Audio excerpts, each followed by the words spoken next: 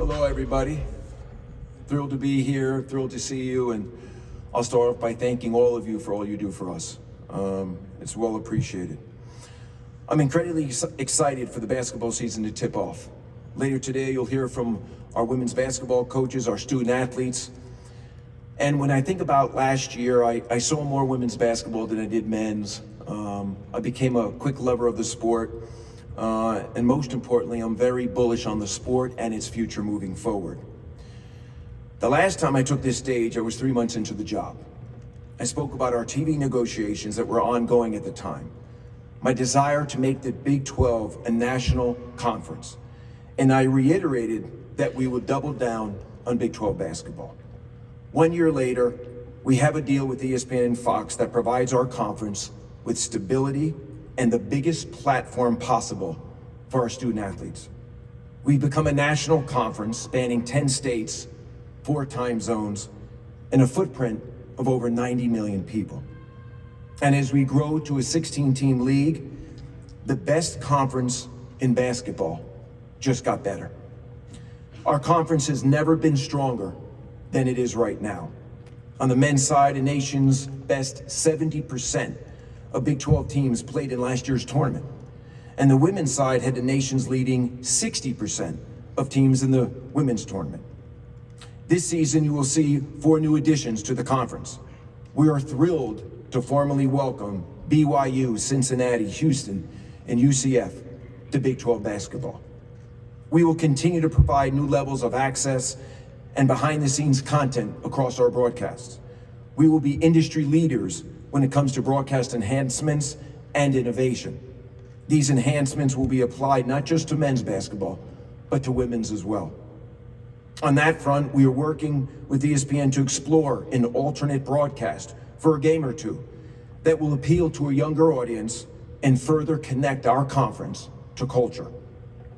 Our women's game is growing across broadcast platforms as well. This season, 3 games will be on national TV for the first time in conference history, with 13 conference matchups on linear broadcast. Our conference has the best venues and fans bases across the country. Like last year, we'll be on campus throughout the season, taking in many women's and men's basketball games in person and spending a lot of time with our student athletes and coaches. This year, we're also going to be introducing a new weekly sports show on Sirius XM that highlights women's basketball and other Olympic sports in order to better tell our student athlete stories. I also experienced my first Big 12 men's and women's basketball championship this past March, and I was blown away by the fan support and the support this city of Kansas City gives the Big 12 basketball championships. The 2023 men's basketball championship was the highest ticket grossing in conference history, while the women's championship saw a 20% year-over-year increase in ticket revenue. As you know, this year, both men's and women's championships will be played right here at T-Mobile. Tickets will go on sale November 10th. All new enhancements will be introduced for both men's and women's basketball, and Shaq will, of course, make another appearance at Power and Light this spring. We will introduce new premium hospitality and ticketing options, adding an additional 244 new premium seats. Last year saw the introduction of our first championship club, and we are continuing our expansion of hospitality club spaces to include a new concourse level club for our fans this year. Many of you provided feedback surrounding the media seating in last year's championship at T-Mobile. We heard you, and we have made a change. This year, 6 floor level media seats will be provided for each game.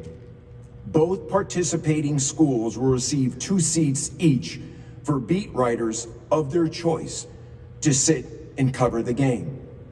The remaining 2 seats will go to the Associated Press and the Kansas City Star. I want to repeat this one more time. This year, 6 floor level media seats will be provided for each game.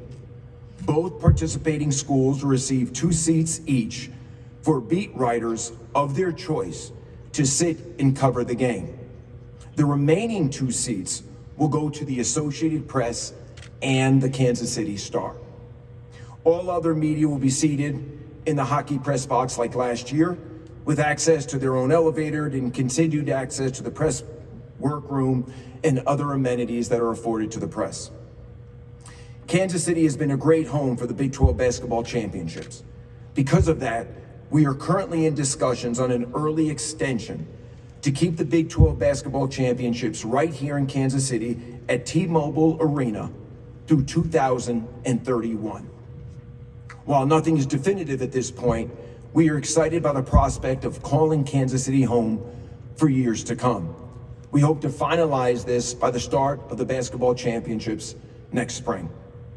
We are committed to the Kansas City community and continue to further integrate ourselves. This week, in fact, we will be hosting various business leaders for a luncheon tomorrow. Beyond this season, our future is very bright. We are continuing to plan for Big 12 Mexico's 2024 tip-off, which will see Kansas and Houston's men's and women's basketball programs square off in Mexico City. We will make our return to Rucker Park next summer and are looking to do an alumni game this time around. Given recent expansion, scheduling and travel are a major priority for us at the conference. For basketball, it is looking like a 20-game conference schedule for men, and 18 for women is in our future. On the football front, we're working diligently as well. Our scheduling is being guided by a few key parameters: geography, competitive balance, historic matchups, and rivalries. More details will be released in the coming weeks when it comes to our football schedule. And same goes for Olympic sports. Prioritizing geography, rivalries, and matchups will be our guiding principles.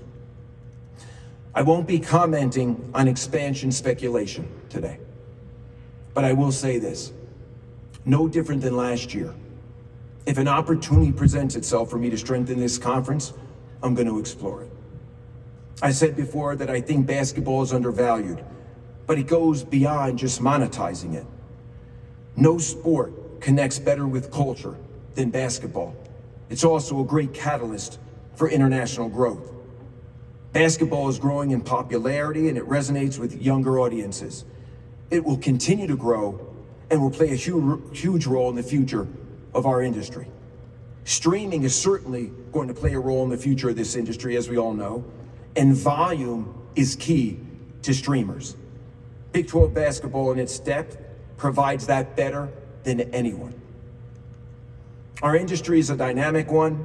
There's incredible momentum and positive across college athletics, but we have our challenges too.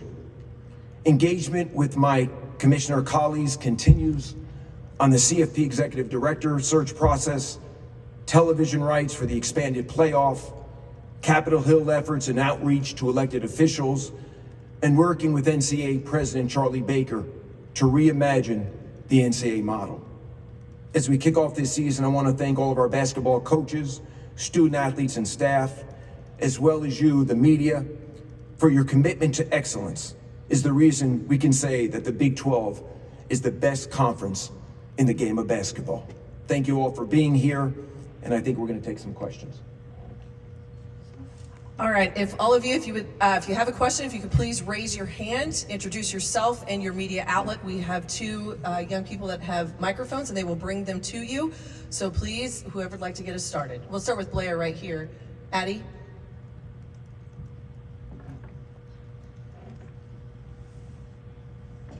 Who's that? Hi, Commissioner Blair Kirkhoff of the Kansas City Star. Can you envision a time when basketball TV or streaming is negotiated separately from football and have just different contracts for football and for basketball? It's a great question. You know, I've addressed that before, but in our recent TV negotiations, which obviously were concluded about a year ago, we gave ourselves some optionality when you think about our back-end rights, not only to renew in the traditional format, but also to potentially break apart basketball from football. And I think my job as commissioner, our job as as a conference office, is to explore all options and to further monetize what we do and to create value for our member institutions. So if the situation presents itself where we can create more value by decoupling football from basketball, we'll pursue it. But that doesn't mean we're going to do it. It's all about the value equation. But at least we have the optionality to pursue that if we feel it's appropriate. But thank you for the question. I think we've got one right there. Yep, Eli. Matthew Bostons, Hartley College Sports. Brett, you just talked about elevating the women's game through the radio show, et cetera, but you also mentioned probably 20 conference games for the men, 18 for the women. Why the potential difference in those schedules?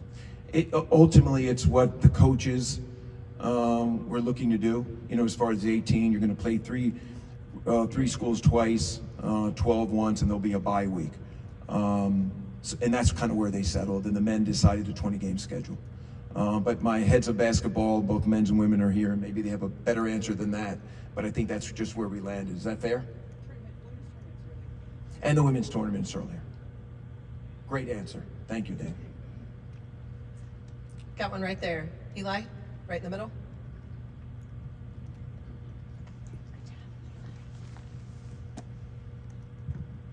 Hello, Scott Springer from the Cincinnati Enquirer. We all look at X and Twitter and things like that. Saw the young man, Danny Hurley from Connecticut last night, that said something to the extent of the Big East is the best conference, and I don't think it's even close.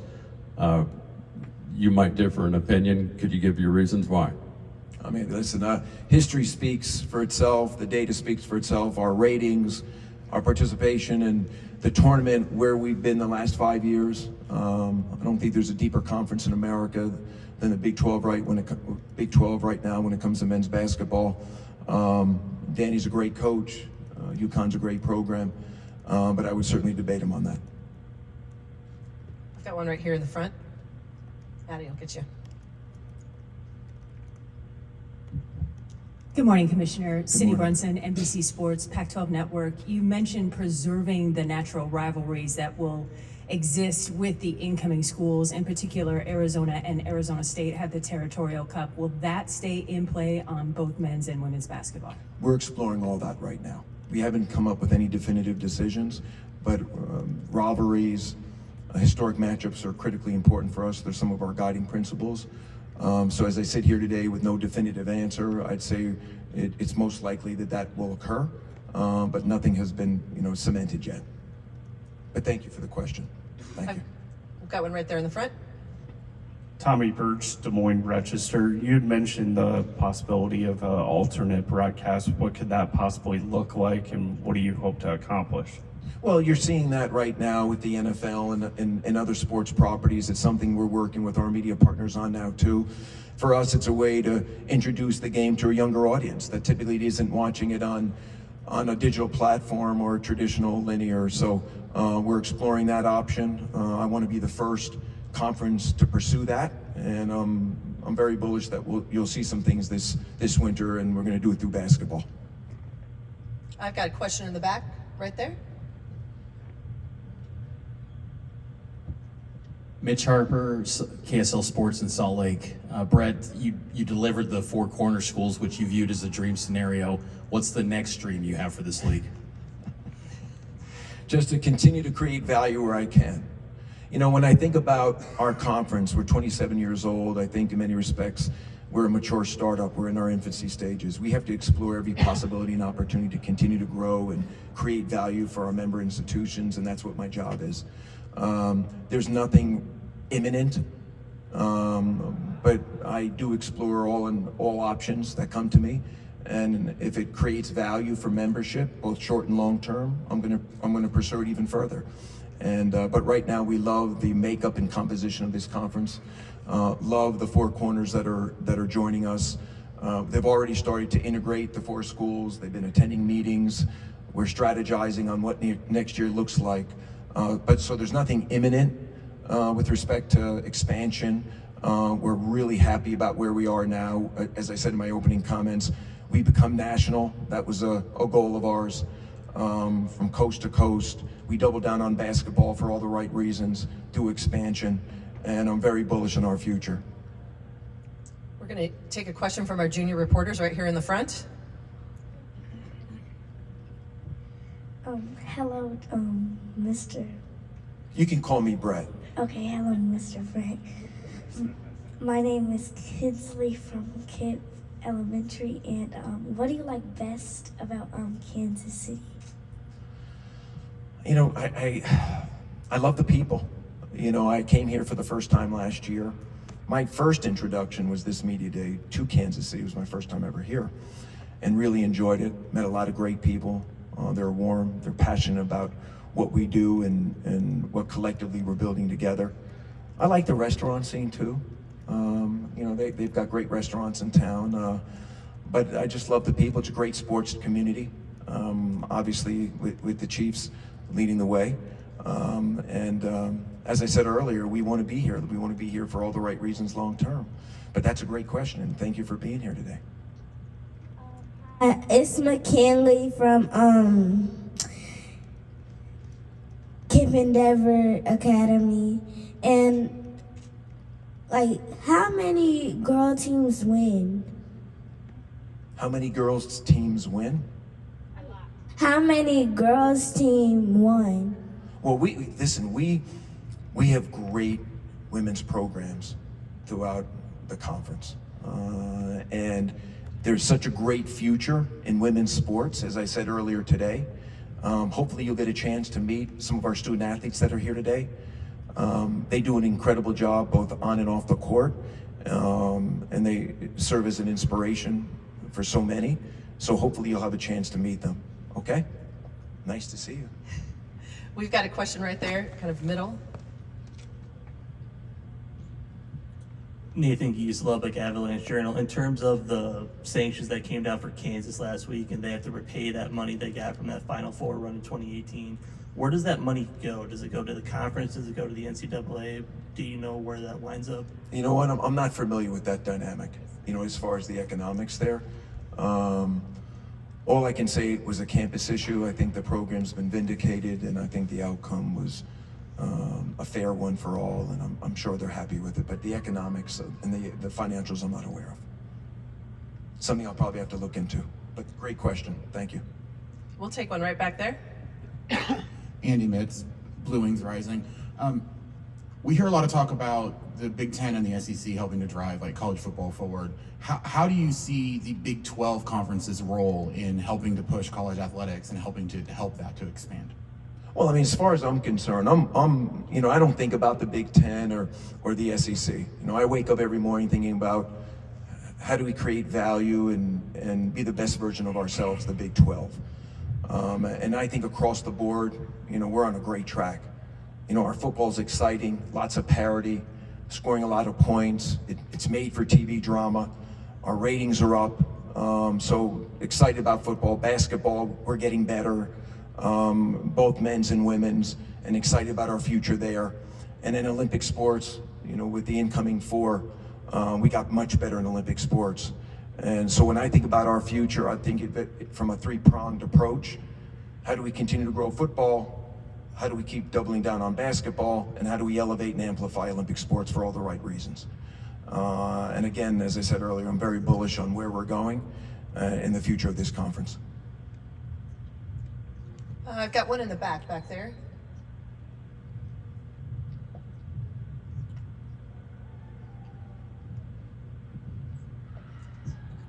Brett, you mentioned Big 12 Mexico next year with Kansas and Houston. Are there other cities or countries that you would like to target internationally in the future for this league?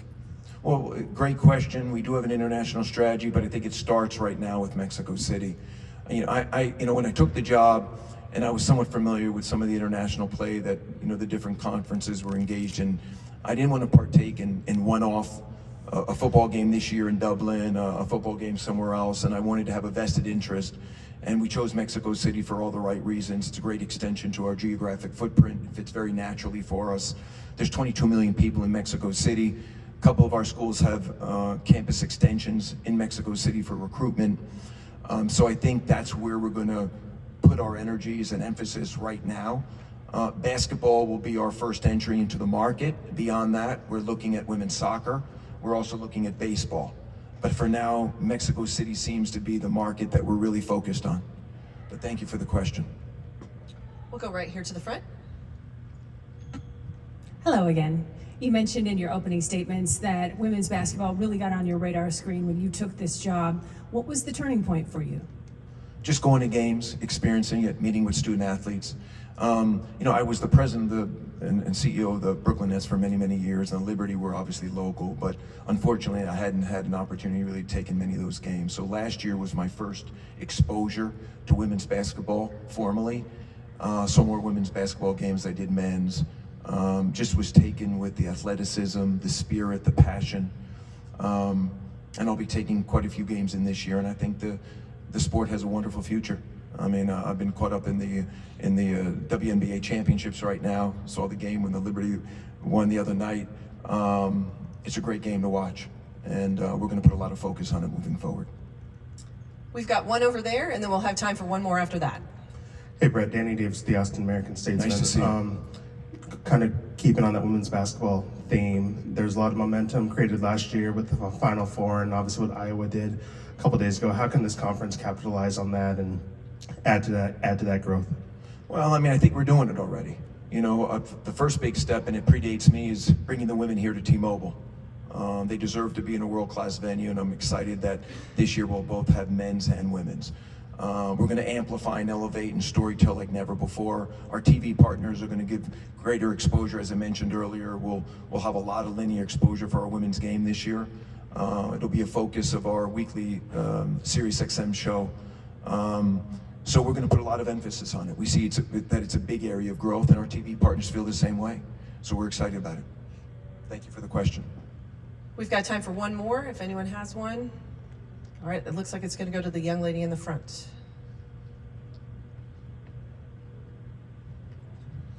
Hi, it's McKinley again. Are y'all gonna be like doing ESPN all the time? ESPN all the time? We have two great TV partners. We have ESPN and we have Fox as a conference. But basketball right now is only with ESPN. Moving forward in our new TV deal, Fox will be doing some TV. But right now it's just ESPN, but great question. And it's so nice to have you both with us today. Thank you for coming. Thank you all, Commissioner. Thank you very much. Ladies and gentlemen, we will start with our student athletes and our coaches panel at approximately 9:15.